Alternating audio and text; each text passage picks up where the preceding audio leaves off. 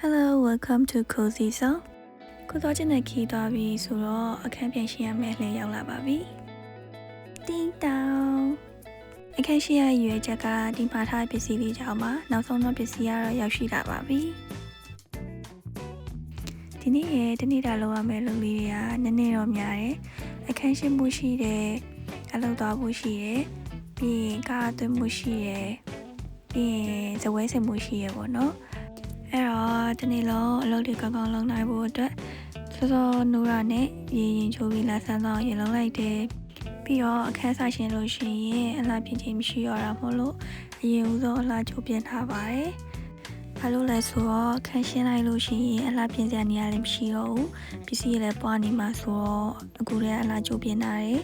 ပြီးတော့လို့ရှိရင်အလုပ်တော့ကနေအဝတ်စားလဲလိုက်ရုံပဲပေါ့နော်ဒါလေးကတော့ဆုံးခန်းမရှင်းခင်ဆိုရဲ့အရင်စပွဲနေရပုံစံလေးပေါ့နော်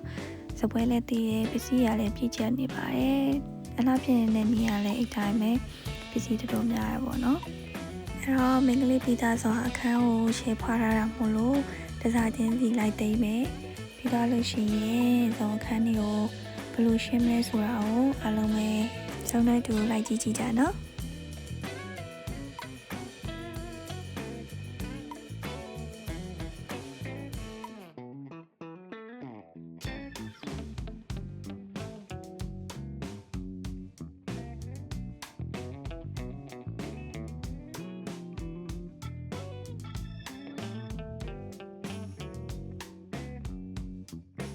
အပေါင်းစင်းချင်းလေးကိုရောက်ရှိလို့လာပါပြီ။မှန်ကဲဆိုရင်စပွဲကစက္ကန့်ဟန်ဝယ်လို့ရရပေါ့နော်။ဒါပေမဲ့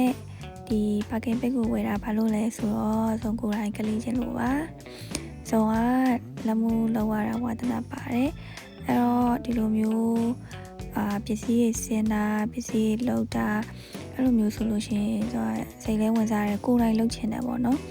အဲ့ဒီတော့ကြောင့်ကိုယ်တိုင်ကလေးချင်းတဲ့အတွက်ကြောင့်ဒီပစ္စည်းကိုဝယ်လိုက်ရခြင်းဖြစ်ပါရဲ့တစ်ချက်ကိုနှစ်ချက်ပြပေါ့နော်အခန်းကတော့သပွဲစင်နေတဲ့တနေရာပဲလွတ်တာပါကျန်တဲ့နေရာအပြည့်ပဲအခုကတော့လုံလက်စားလုံလေးလက်စားတက်ပြီးတော့အလုပ်သွားဖို့အတွက်ကားရင်အားသွင်းပါမယ်ဇုံနေတဲ့နေရာနဲ့အလုပ်လုပ်တဲ့နေရာကတောင်းတဲ့နေရာမို့လို့အခုအလုပ်သွားတဲ့လမ်းမှာဆိုရင်ဝင်တာရောက်ပြီဆိုလို့ရှိရင်ပေါ့နော်အခုလိုမျိုးမြင်ကွင်းမျိုးတွေ့ရမှာပါအလုံးချိန်ရတော့ခဏလေးပဲမယ်တောက်လျှောက်ညီညီမနေရဲသူမို့လို့အခုလိုအလုံးညီညီလေးလောက်ရတဲ့ခဏလေးအတွင်းမှာသူလှုပ်လှုပ်ပါတယ်ပေါ့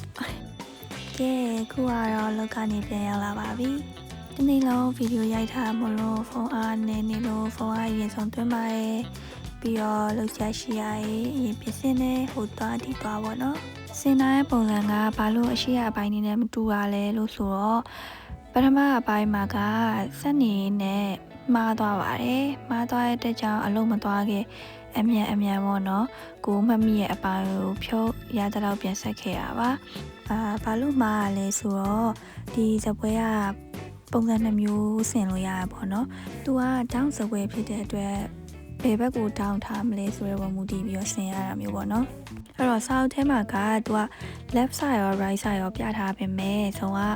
စာအုပ်ကိုဆုံးအကုန်မဖတ်ဘဲနဲ့အရှိပိုင်းပဲဖတ်လိုက်တယ်ပေါ့နော်ဖတ်လိုက်တော့သူ့ရဲ့အရှိမျက်နှာကကြတော့ right side ဘက်ကိုပြထားတာဆုံးကဆင်နေတာ left side ဘက်ကိုဖြစ်နေတာပေါ့နော်အဲ့လိုနဲ့လွဲသွားတာပါအားကြောင့်မို့လို့အစားအနေဆုံးပြန်ပြီးတော့ဆင်နေရတဲ့အနေထားဖြစ်သွားတာပါပြောလို့ရှိရင်အရင်တော့ကတော့ဒီလိုမျိုးသူများရဲ့ဆက်လို့ရှိရင်ဝိုင်းကူပေးပူတယ်ပေါ့နော်အဲဒီခါကျရင်လည်းကိုက30% 50% လောက်တော့ပါဝင်ခဲ့ပူပါတယ်ဒါပေမဲ့အခုကတော့ 100% ကိုကနေကိုလောက်ရဖြစ်တဲ့အတွက်စာအုပ်ကြည့်လိုက်ကိုကနေကိုစဉ်းစားလိုက်ပေါ့နော်မှားတာတော့တော်တော်မှားတာကြီးများတယ်အဲ့တော့ဖြုတ်လိုက်တက်လိုက်နဲ့တကယ်လည်းခေါင်းစားခဲ့အချိန်လည်းတော်တော်ပေးရတယ်ဒါပေမဲ့ငါဒီဟာကိုဒီနေ့အပီးဆင်မှာဖြစ်မယ်မဟုတ်လို့ရှိရင်ငါအခန်းရှင်းလို့မပြီးရင်ငါဒီညအိပ်ရမှာမဟုတ်ဘူးပေါ့နော်အိပ်ဆရာညလည်းမရှိတော့ဘူးပေါ့နော်အဲ့လိုနေထားဆိုတော့ကျူစားပန်းစားနဲ့ကိုစိတ်လဲဝင်စားတယ်ကိုလှုပ်ရှင်တဲ့ရအောင်မပြီးအောင်လုပ်ခဲ့ရပါ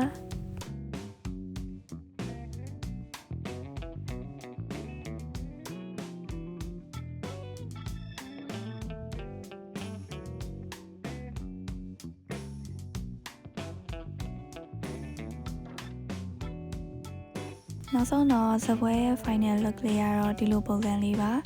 တော့တောင်းလေးရယ်ပြီးတော့ဒီဘက်မှာပစ္စည်းတင်လို့ရတဲ့ဟာရဲ့အန်ဆွဲလေး2ခုပါပါတယ်အကြီးနဲ့အသေးပေါ့နော်ခုတော့အစောရဲ့ပစ္စည်းတင်ပြီးတော့နေရာချပြီးတော့ပါပြီမိတ်ကပ်ပစ္စည်းတွေလည်းဒီဘက်ကနေရာတေးသေးလေးမှလွတ်တဲ့အတွက်အကုန်ဆင်းလာလိုက်ပါတယ်